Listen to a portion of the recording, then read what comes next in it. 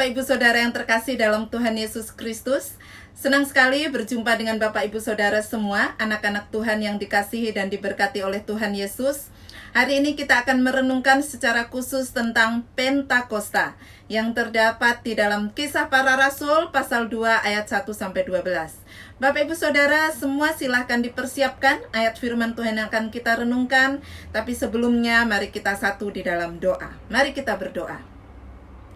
Bapa di surga, terima kasih Tuhan Yesus untuk hari dan waktu yang indah ini Tuhan. Kami boleh bersama-sama berkumpul untuk merenungkan firman-Mu, dan biarlah Engkau hadir, menolong, memberkati, dan memberikan pengertian apa yang menjadi maksud dalam kebenaran firman-Mu hari ini. Dalam nama Tuhan Yesus kami berdoa. Amin. Bapak Ibu Saudara yang terkasih dalam Tuhan Yesus, bagaimana kabarnya Bapak Ibu Saudara? Ya, doa dan harapan saya kita semua masih dalam semangat yang sama. Semangat untuk menyenangkan hati Tuhan, melakukan firman Tuhan, dan senantiasa menjadi berkat dimanapun kita berada. Ada dua hal yang akan kita renungkan berkenaan dengan Pentakosta hari ini. Yang pertama yang akan kita renungkan adalah peristiwa Pentakosta. Itu adalah pencurahan Roh Kudus yang dijanjikan oleh Tuhan Yesus sendiri. Kita bisa lihat di dalam Yohanes pasalnya yang ke-14 ayat 16-17a. Saya akan bacakan untuk kita semua. Aku akan minta kepada Bapa, dan Ia akan memberikan kepadamu seorang penolong yang lain, supaya Ia menyertai kamu selama-lamanya, yaitu Roh kebenaran.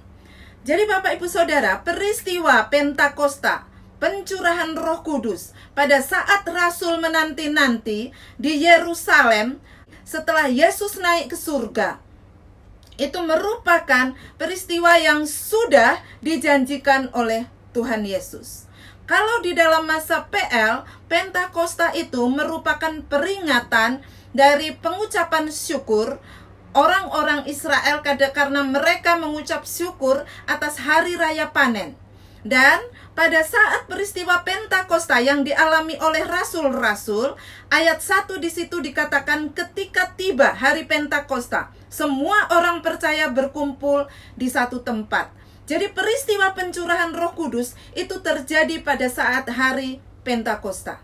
Dan itu merupakan penggenapan dari janji Tuhan Yesus yang tadi kita baca di dalam Yohanes pasalnya yang ke-14 ayatnya yang ke-16 dan 17a.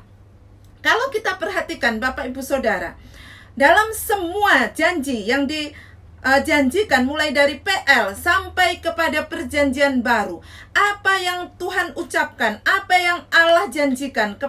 Kalau kita lihat bagaimana Allah kita, bagaimana juru selamat kita Yesus Kristus, itu adalah Allah yang luar biasa. Semua janjinya digenapi, ya dan amin. Maka Bapak Ibu Saudara, dalam kehidupan kita sebagai orang percaya, tidak perlu kita ragu terhadap janji Tuhan. Ketika kita dalam pergumulan, ketika kita dalam masalah, ketika hidup kita sepertinya berantakan, ketika kita menghadapi pergumulan yang berat, ketika kita menghadapi situasi yang sulit, baik itu keluarga, baik itu berhubungan dengan pekerjaan kita, situasi dunia atau apapun itu, hendaklah kita berpegang kepada janji firman Tuhan. Memang dunia tidak selalu berpihak kepada kita. Memang tidak selalu hidup yang kita jalani baik adanya. Tidak selalu kita melewati masa-masa indah. Tapi percayalah, dengan peristiwa Pentakosta ini kita diteguhkan lagi bahwa Yesus, Allah yang kita sembah, juru selamat kita, itu ya dan amin. Dan luar biasa ketika dia menggenapi janjinya, yaitu dia memberikan Roh Kudus, Roh penolong dalam hidup kita. Itu menunjukkan bahwa hidup kita itu tidak sendirian, bahwa ada satu pribadi yang menyertai kita senantiasa. Ya, mungkin kita akan merasakan situasi-situasi yang tidak mudah. Mungkin ada saatnya kita ditinggalkan oleh orang yang kita kasihi. Mungkin ada situasi tertentu dalam masa-masa yang tidak mudah. Mungkin kadang-kadang kita menjalani hidup ini sepertinya kita sendirian. Tapi Bapak Ibu Saudara, dalam kesulitan, dalam pergumulan, dalam masalah, ingatlah kepada janji firman Tuhan. Kita tidak sendirian. Ada Roh Kudus yang bersama dengan kita. Peristiwa pencurahan Roh Kudus pada hari Pentakosta pada saat itu merupakan penggenapan dari firman Tuhan yang disampaikan oleh Tuhan Yesus sendiri, yang kita baca di dalam Yohanes tadi pasal 14 ayat yang ke-16 dan 17a. Lalu yang kedua, Bapak Ibu Saudara, yang akan kita dapatkan berkat hari ini, bagian yang kedua. Roh Kudus yang dicurahkan pada hari Pentakosta pada saat itu memberikan kuasa dan keberanian untuk memberitakan Injil. Kalau kita lihat bagaimana kronologis terjadinya pencurahan Roh Kudus pada saat itu merupakan satu peristiwa yang dahsyat. Peristiwa yang melebihi peristiwa alam. Bisa dikatakan itu peristiwa dahsyat yang luar biasa.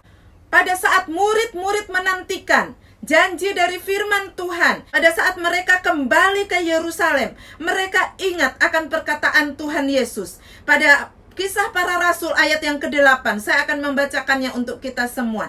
Tetapi kamu akan menerima kuasa kalau Roh Kudus turun ke atas kamu, dan kamu akan menjadi saksiku di Yerusalem dan di seluruh Yudea dan Samaria dan sampai ke ujung bumi. Luar biasa Bapak Ibu Saudara.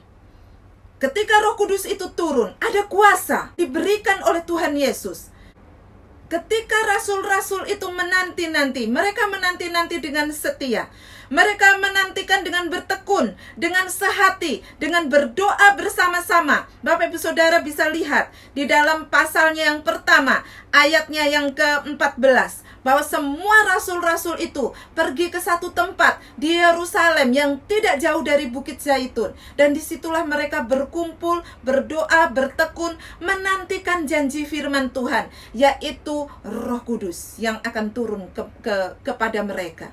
Dan ketika Roh Kudus itu turun, kejadiannya itu sungguh luar biasa. Peristiwa yang terjadi sekali saja pada masa itu, dan karyanya kita nikmati sampai hari ini. Pada saat terjadi pencurahan Roh Kudus, itu orang-orang percaya sedang berkumpul dari berbagai tempat. Mereka ada yang dari Asia, ada yang dari Eropa. Mereka terdiri dari berbagai macam suku bangsa bersama dengan para rasul. Dan pada saat terjadi pencurahan Roh Kudus, para rasul itu bisa berbahasa dari bahasa-bahasa orang yang datang ke situ, dan semua orang tercengang. Dan bahasa-bahasa itu dimengerti oleh semua orang yang datang ke situ. Jadi bukan bahasa yang tidak dimengerti, tapi bahasa yang dimengerti. Dan peristiwa ini hanya terjadi satu kali pada masa itu. Dan hari ini kita mengalami yang namanya karya Roh Kudus. Jadi peristiwa pencurahan Roh Kudus itu terjadi pada saat abad keempat, yaitu pada saat para rasul berkumpul pada hari Pentakosta. Dan karya Roh Kudus sampai hari ini itu terjadi dalam hidup orang percaya. Bapak Ibu Saudara, ketika Bapak Ibu Saudara percaya kepada Tuhan Yesus, saat itu kita dimeteraikan dengan Roh Kudus. Roh Kudus menjadi penolong bagi kita. Roh Kudus ada bersama dengan kita sampai akhir zaman, sampai Tuhan Yesus datang kedua kalinya. Maka Bapak Ibu Saudara, bagian yang kedua, yaitu Roh Kudus memberikan kuasa, memberikan keberanian untuk mereka semua memberitakan Injil. Dan itu terjadi, Petrus memberitakan Injil setelah peristiwa pencurahan Roh Kudus itu 3.000 orang bertobat. Banyak orang yang mengatakan peristiwa itu, setelah peristiwa Pentakosta itu merupakan cikal bakal berdirinya gereja. Jadi Yesus sendiri pendiri gereja.